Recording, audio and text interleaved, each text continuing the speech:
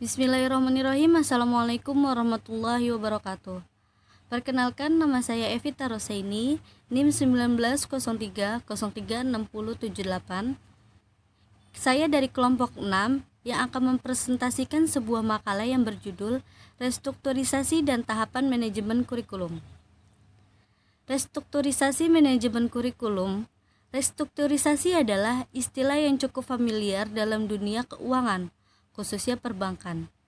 Pada umumnya, restrukturisasi digunakan untuk melakukan perbaikan yang tujuan akhirnya adalah memperbaiki kinerja sebuah usaha yang dijalankan baik perorangan maupun perusahaan. Dalam suatu sistem pendidikan, kurikulum itu sifatnya dinamis, serta harus selalu dilakukan perubahan dan pengembangan agar dapat mengikuti perkembangan dan tantangan zaman. Nah, pada kali ini, di makalah ini kita akan membahas tentang tanggung jawab restrukturisasi kurikulum, model restrukturisasi, dan langkah-langkah restrukturisasi. Yang pertama yaitu tentang tanggung jawab restrukturisasi kurikulum. Perlu perubahan kurikulum juga karena adanya beberapa kelemahan yang ditemukan dalam KTSP 2006. Itu pada saat pendidikan masih menggunakan KTSP 2006. Di samping beberapa kelemahan, perubahan dan pengembangan kurikulum diperlukan karena adanya beberapa kesenjangan kurikulum yang sedang berlaku sekarang pada KTSP 2006. Nah, dalam kerangka inilah perlunya pengembangan kurikulum 2013 untuk menghadapi berbagai masalah dan tantangan masa depan yang semakin lama semakin rumit dan kompleks. Untuk menghadapi tantangan tersebut, kurikulum harus mampu membekali peserta didik dengan berbagai kompetensi yang diperlukan di masa depan sesuai dengan perkembangan global. Nah, ini ada contoh kondisi saat ini pendidikan dengan kondisi idealnya. Salah satunya saya mengambil yaitu proses pembelajaran. Nah, pada kondisi saat ini proses pembelajaran berpusat pada guru. Guru memberi materi dan guru menjelaskan. Padahal dengan proses pembelajaran dengan kondisi ideal yaitu berpusat pada siswa. Jadi guru bisa memberikan materi tetapi siswa bisa berkembang dengan mempelajarinya. Dan proses pembelajaran kondisi saat ini pada KTSP 2006 yang lalu yaitu berorientasi pada buku teks. Jadi guru hanya memfokuskan kepada buku teks, LKS, buku teks dan buku teks lainnya. Nah, sedangkan proses pembelajaran dengan kondisi ideal yaitu sifatnya konstekstual, tidak berpaku dengan buku teks saja. Selanjutnya ada proses pembelajaran kondisi saat ini yaitu buku berisi materi bahasan. Di dalam buku atau di buku LKS biasanya itu hanya memberikan berisi materi bahasan. Jadi tidak ada materi yang lainnya atau berisi selain materi bahasan. Sedangkan proses pembelajaran di kondisi ideal, buku berisi materi, proses pembelajaran dan penilaian. Oke, kita lanjut ke materi yang kedua yaitu tentang model-model restrukturisasi kurikulum. Nah, menurut Robert S. Zeiss dalam bukunya mengemukakan ada 8 model pengembangan kurikulum. Yang pertama, the administrative model, yaitu diistilahkan juga model garis staff atau top down, dari atas ke bawah. Yang dimaksud dengan administratif model yaitu atasan membentuk tim yang terdiri atas para pejabat teras yang berwenang. Contohnya, pengawas pendidikan, kepala sekolah dan pengajar-pengajar inti yang membentuk tim untuk mengembangkan sebuah kurikulum dan akan diterapkan di guru-gurunya atau di sekolah tersebut. Nah, itu termasuk pengembangan model the administrative model. Yang kedua, the grassroots model. Inisiatif pengembangan kurikulum dalam model ini berada di tangan guru-guru. Jadi yang tadi di contoh yang pertama yaitu dari kepala sekolah pengawas turun ke guru, tetapi ini dari guru-guru mengemukakan sebuah pengembangan kurikulum dan diajukan kepada atasan. Nah, itu termasuk the grassroots model. Yang ketiga, demonstration model. Model ini dikembangkan untuk memperkenalkan suatu inovasi kurikulum dalam skala kecil. Nah, contohnya demonstration model ini menuntut sejumlah guru dalam suatu sekolah untuk mengorganisasikan dirinya dalam memperbaharui kurikulum. Jadi di suatu sekolah harus menuntut sejumlah guru dalam suatu sekolah untuk mengembangkan kurikulum. Jadi jika guru itu dituntut atau dari sejumlah guru itu dituntut untuk dari suatu sekolah untuk mengorganisasikan dirinya dalam memperbaharui kurikulum, yaitu jadi dimaksud dengan demonstration model.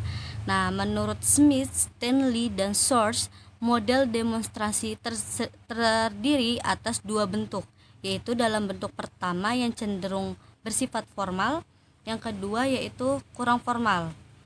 Jadi dari guru yang bentuk kedua ini, guru-guru yang merasa kurang puas dengan kurikulum yang ada membuat eksperimen di dalam area tertentu.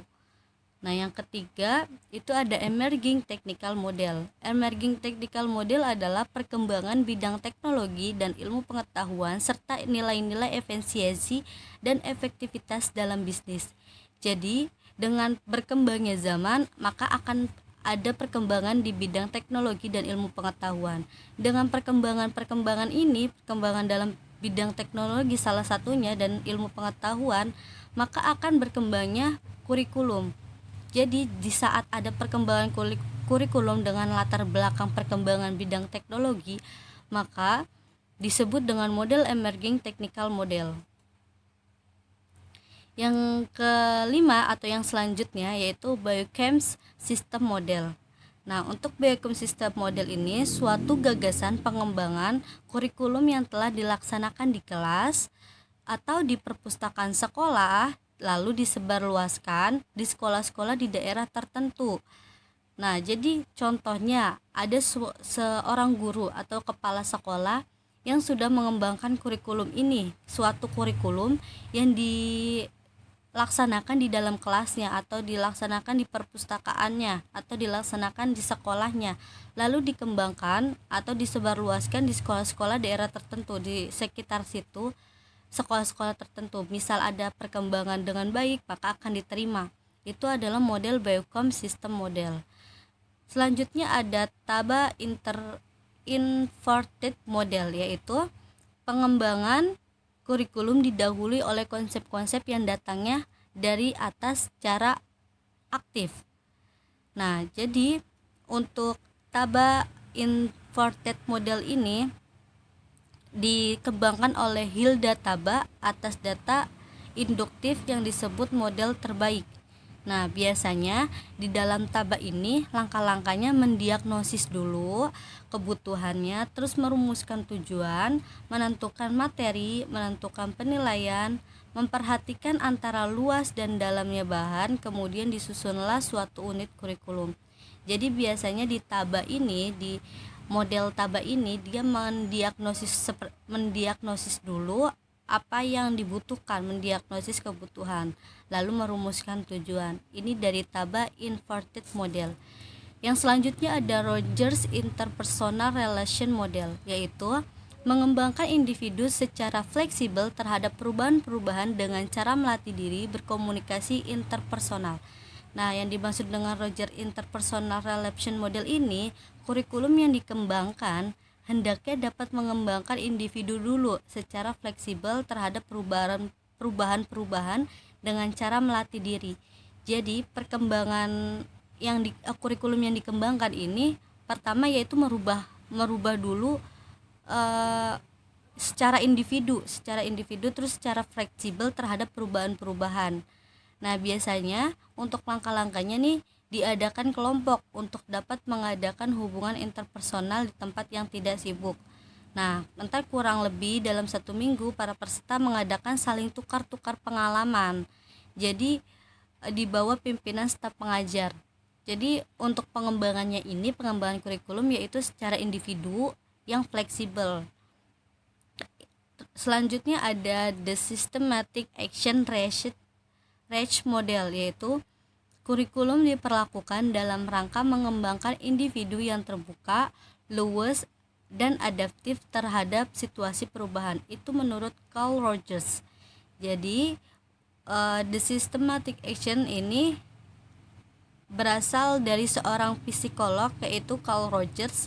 Dia berasumsi seperti itu, bahwa dirasa adanya problem atau dirasa adanya sebuah masalah dalam pembelajaran atau dalam proses pembelajaran yang perlu diteliti, maka dari situ kita mencari sebab-sebab dan sekaligus mencari pemecahnya. Nah, di dalam model yang ini itu kita misal ada dirasa adanya suatu masalah suatu masalah proses belajar yang perlu diteliti, maka setelah itu mencari sebab-sebabnya atau sebab dari permasalahan itu apa, dan sekaligus itu dicari pemecahnya. Itu the systematic action. Nah, selanjutnya ada langkah-langkah restrukturisasi kurikulum. Untuk langkah-langkahnya restrukturisasi kurikulum itu, yang satu adalah mengenal atau mengidentifikasi kebutuhan perubahan kurikulum. Jadi kita harus mengenali dulu atau mengidentifikasi kebutuhan perubahan kurikulum. Dari kurikulum yang lama, apa sih yang membutuhkan? Kita harus mengenal dulu kurikulum yang lama, terus kita mengidentifikasi kebutuhannya apa. Dari KTSP 2006 ke kurikulum 2013 itu harus tahu dulu masalah-masalah pokok yang harus dilakukan perubahan itu di apa saja. Yang kedua, mobilisasi suatu perubahan. Mobilisasi itu menentukan wadah yang akan mengorganisasi perubahan tersebut. Nah, wadah semacam ini bisa berupa badan atau komite yang bisa bekerja secara rutin. Terus pemimpin dan anggota badan akan lebih berhasil bila mereka yang mempunyai kekuasaan administratif dalam bidang pendidikan. Intinya mobilisasi itu adalah sebuah wadah. Jika kita sudah menentukan permasalahannya, sudah mengenal permasalahannya dan lain-lain, selanjutnya kita menentukan wadah yang akan mengorganisasikan kita. Nah, yang ketiga yaitu studi tentang masalah dan kebutuhan. Nah, untuk studi tentang masalah dan kebutuhan ini tertuju kepada kebutuhan masyarakat. Jadi mengadakan analisis terhadap sektor-sektor masyarakat, baik masalahnya maupun kebutuhannya. Nah, di dalam masyarakat nih, dengan adanya KTSP 2006 akan ada masalah dari masalah masyarakat, terus ada enggak kebutuhan dari masyarakat. Jadi studi tentang masalah dan kebutuhan masyarakat ini kebutuhan ini tertuju kepada masyarakat. Jadi kita harus mempelajari dulu yang masyarakat, di masalah masyarakat dan kebutuhan masyarakat kepada kurikulum kedepannya. Nah, untuk yang keempat ini studi tentang karakteristik dan kebutuhan. Nah, ini tertuju kepada peserta didik atau anak didik. Menyediakan segala program belajar, kegiatan belajar, dan mengamalkan belajar untuk mengembangkan potensi anak di bawah tanggung jawab sekolah. Jadi sebelum kita mengembangkan kurikulum atau dari KTSP 2006 ke kurikulum 2013, kita harus belajar dulu tentang karakteristik anak didik zaman sekarang, kebutuhannya apa saja di anak didik tersebut. Nah, itu untuk studi tentang karakteristik dan kebutuhan tertuju kepada anak didik. Selanjutnya adalah formulasi tujuan pendidikan.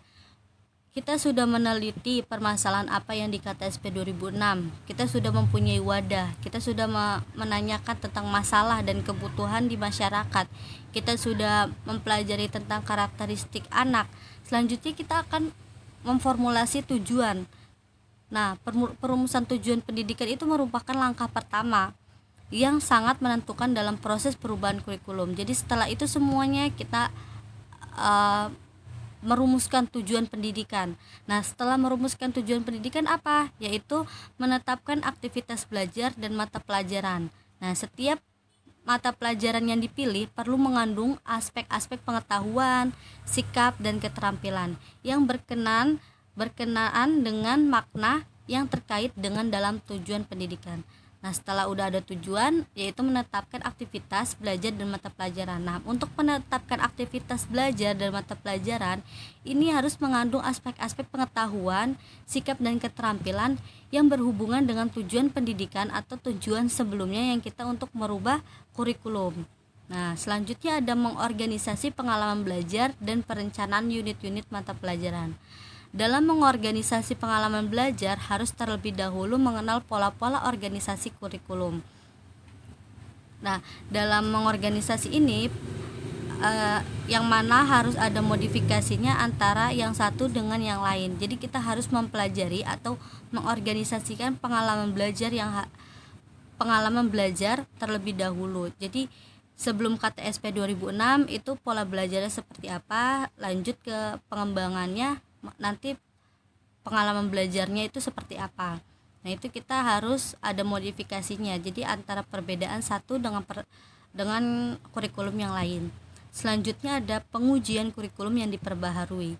Dalam proses uji coba selalu dianalisis, diamati untuk diadakan revisi.